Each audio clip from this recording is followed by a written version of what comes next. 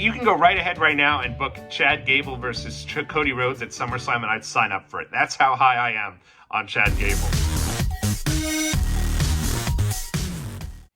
Another day and another strong night of television for WWE. What's going on out there, world? It's your boy Tommy on the spot for Watch Along Wrestling. Hopefully everyone is doing well and staying safe. You know, it was a night of championship vacancies, heel turns, new title belts, and a whole bunch more on WWE Raw last night. We're going to get into all of it. But before we do, if it's your first time visiting the channel, I encourage you all to leave a big thumbs up and subscribe to Watch Along Wrestling. We've got a ton of stuff here on the channel and a whole bunch more to come here throughout the week. So it's going to be a fun week right here on the channel.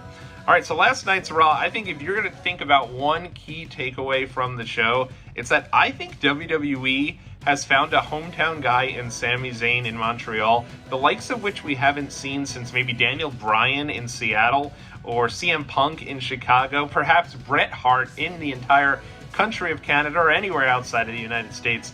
This entire show featured folks chanting for Sami Zayn, singing his song throughout Cody Rhodes promo, throughout different matches, throughout the championship ceremony. They were so hot for Sami Zayn. This was the conquering hometown hero returning as a champion, right? Because the last time they were there was Elimination Chamber. Sami Zayn coming up just a little short in the main event against Roman Reigns. So now here he is coming home with the Intercontinental title. And I thought they did a really good job in building this up as a huge match and putting it in the main event where it belonged, with the match against Sami Zayn, defending that title against Chad Gable. They made that match feel like such a big deal, and I thought it was awesome. But before we even got there, unfortunate news to start the show. Unfortunately, Rhea Ripley is injured. She got injured in a backstage skit last week with Liv Morgan, and so she is going to be missing some action for quite some time, and unfortunately had to vacate the WWE Raw Women's Championship. What a bummer. I really feel like this was Rhea Ripley's division. I mean, she gets past Becky Lynch. I don't think I realized how thin the women's division was until Rhea Ripley had to vacate the Raw Women's Championship. And then I realized, all right, she just got past Becky Lynch. I don't think they're going to be going back to Becky.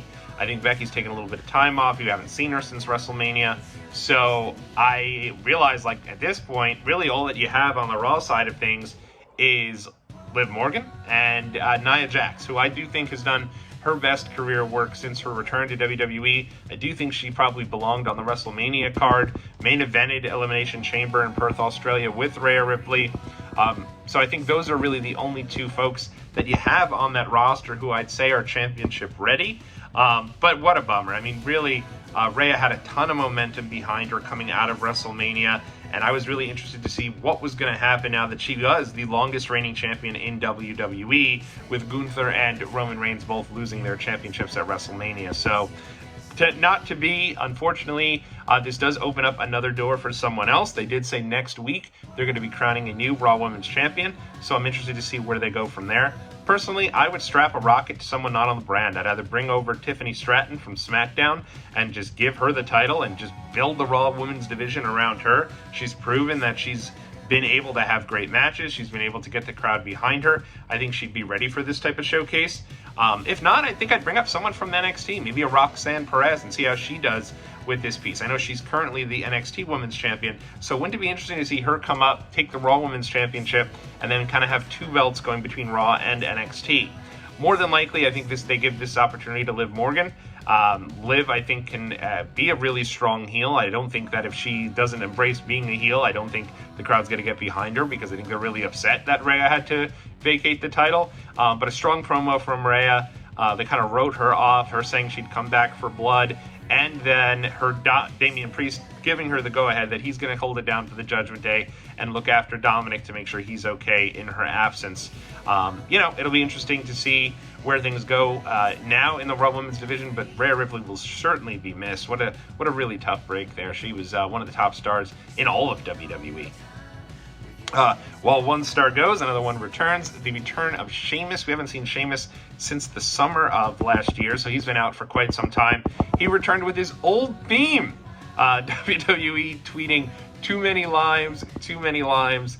I don't think the Sheamus type of, I don't think there was this nostalgia for the Sheamus theme like there was for maybe Drew McIntyre's Broken Dreams theme song, or maybe Randy Orton's "Hey, what good people." No one's here to hear me sing. But in any event, I thought him returning with that was kind of a cool out of nowhere deal. I was kind of like, whoa, wait, what's going on here? But great to see Sheamus back in the mix. He had a great little match with Ivar. Obviously, he gets the win.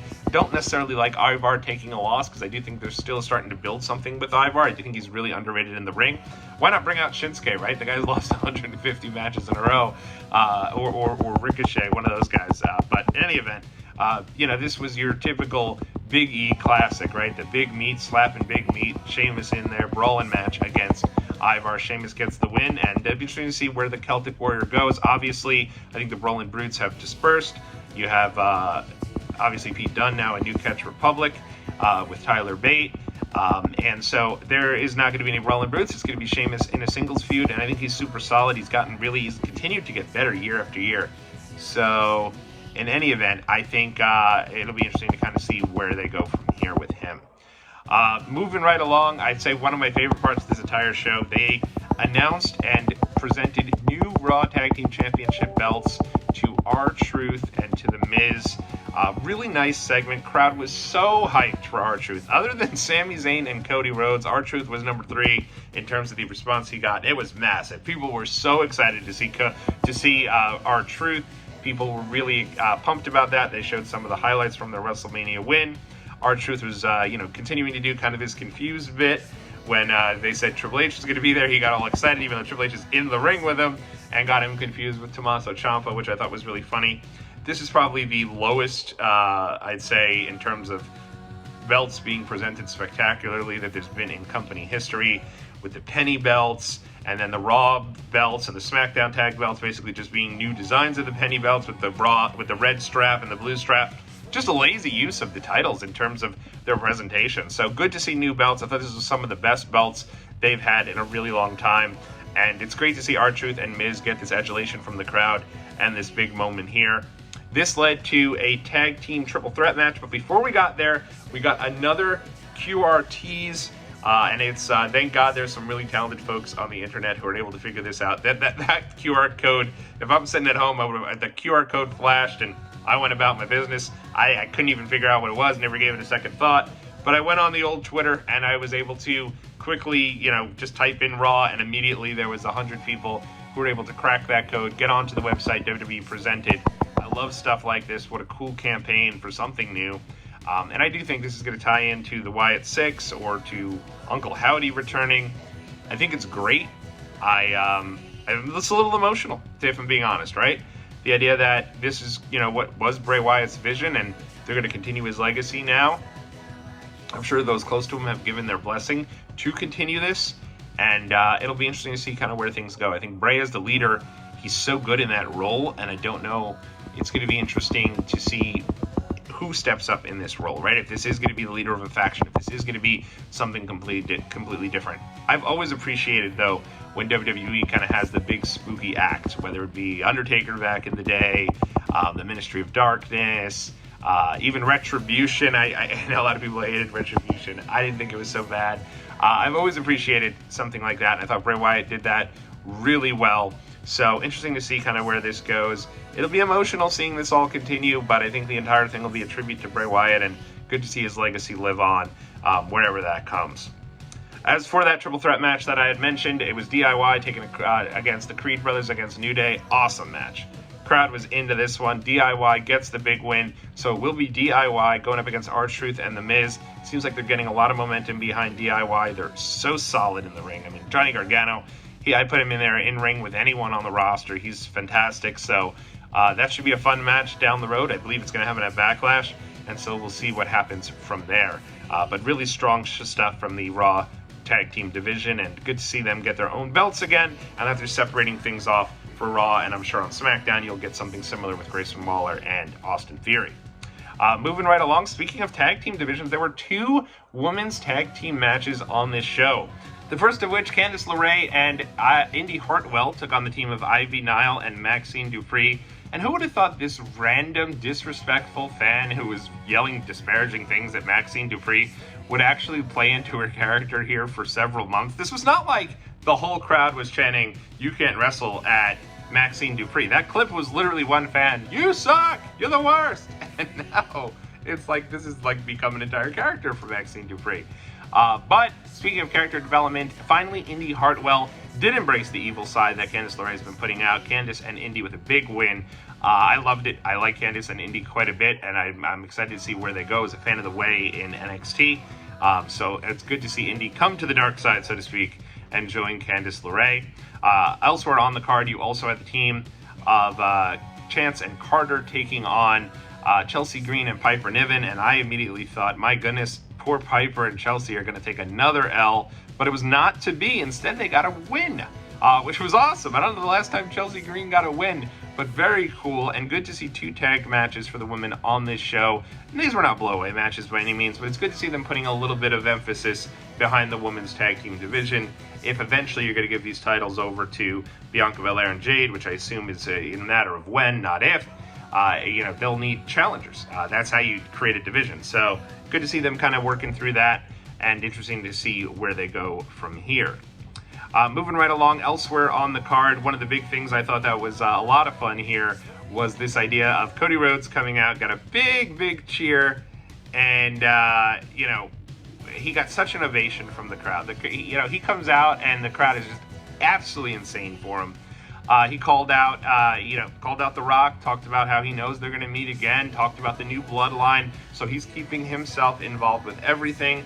And he's been building this up that this might be his last chance to be a part of Raw, so very clearly building up that he's going to be moving over to SmackDown at the draft. I do think that's where they'll go with him, and they'll kind of build Raw around Damian Priest for the time being. But I thought it was great. What a cool story to have Cody Rhodes there. And he brings out, Montreal was just on fire for him. Brings out Jey Uso, another person they were on fire for. I'm just so impressed that Jey Uso has picked up so much momentum. I was there at SummerSlam when he was in the main event against Roman, and I really thought, I'm not sure this is where they're going to, I don't know if this is working, but ever since SummerSlam, he just continues to pick up so much momentum, and it's really great to see. So they had a nice little deal there, and of course, Cody Rhodes with the corny joke that I just loved when he told Jey Uso, "Until we eat again," just really good stuff. So I can barely hold back me popping over it 24 hours later as we record this video, so good stuff. This led to Jey Uso taking on Finn Balor, and one of the interesting pieces on this show was this kind of evolving of the Judgment Day, right? Obviously, Damian Priest now is the champion, and that's interesting because I do think WWE is in need of some top heels, right? With Roman out of the mix right now, and The Rock obviously out of the mix, so I figured that's where they were going to go with Priest, but they gave him one of the most awesome babyface packages of him living his dream, going down to Yankee Stadium, being with Aaron Judge holding up the belt, him being homeless, and then 10 years later working his way back to WWE and getting this WrestleMania moment. And they put a vlog up of his entire day at WrestleMania Night 2 online. That's impossible to hate this guy. I mean, this is like, it's only before long this guy's going to be a babyface as well. That seems to be where they're going with this, even though he's still a part of the Judgment Day, even though he gave his blessing to Rhea, even when, it was Jey Uso against Finn Balor. Not much to say about the match. It was a good match. Jey Uso gets the win, but then Judgment Day's laying him out after, and it was very clear that Priest was a little trepidatious. He didn't necessarily want the Judgment Day. It didn't look like he was all about Judgment Day destroying Jey Uso after. So, interesting stuff there. More to come, but it does feel like he's got one of the best stories, Damian Priest. It's such a cool deal to see him where he's currently at. So I don't know where they're going to go with it, but I would not be surprised if before long he becomes a babyface, though I do think WWE really does need top heels, so I wouldn't pull the trigger on it all that fast. There was a great moment, by the way, Jey Uso leaving the building and leaving the arena, and it looked like a fan was kind of coming over to him to get a selfie, and Jey Uso just shoves the fan out of the way. It was so random, but I thought it was interesting, and Jey Uso like, "Hey, get out of my shot, dude. What are you doing?" Speaking of the Judgment Day, I didn't even mention it. Andrade had a little match with Dominic Mysterio. They're continuing the build between Andrade and Ricochet going against JD McDonough and Dominic Mysterio. So more to come there. Solid match. Not much really more to say about that. And this all led to the main event. Again, Sami Zayn comes out, gets the ovation of a lifetime from Montreal. They were on fire for him throughout the night, like I had said earlier, and it was just so good to see him get this moment after going to Montreal, getting his big match against Roman Reigns. It was clear, I think he thought that maybe he should have gotten the title there, but, because afterwards, during that press conference, he really seemed conflicted, and so it was great to see him return as a champion. That being said, I really hoped Chad Gable was going to beat him.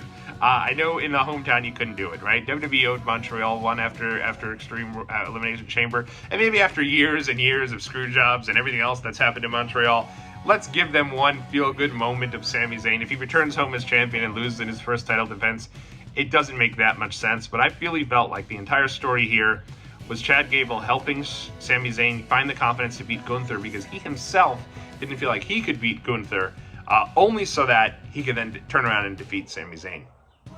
Not to be, they had a great TV main event, but Sami does get the win. And at the end of the match, Sami again embraces Chad Gable, holds up his arm, gives him a big hug. And when Chad Gable gave him a hug, I was like, he better turn on him. If there's another hug and another embrace and he doesn't turn on him, I don't even know what would be next for this Chad Gable character. But they swerved us, because when Sami went to go to his wife, bang!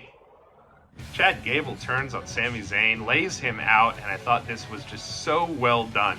It was really an awesome moment, and finally, Chad Gable now will get his ascension, I think, up the card. I think he's going to be an awesome heel. I'm getting early 2002, 2003 vibes, Kurt Angle, but maybe someone a little different here, too. An interesting twist on this, too. Akira Tozawa on Twitter maybe went into business for himself. Maybe he was like, hey, I don't want to not be involved with this here and be in a comedy team with Otis. I still want this, deal with Chad Gable. He said, hey, I'm with you, Gable. Like, you believed in me, and I believe in whatever you're doing.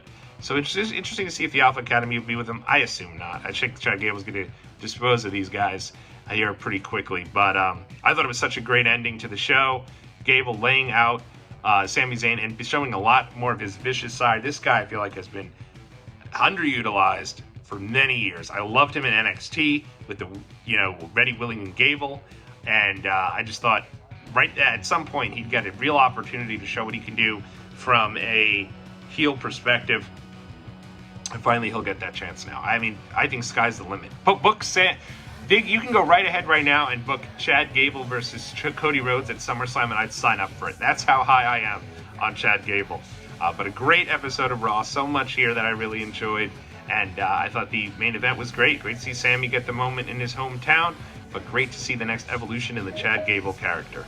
Until next time, everybody, I am Tommy on the Spot. I'll talk to y'all again.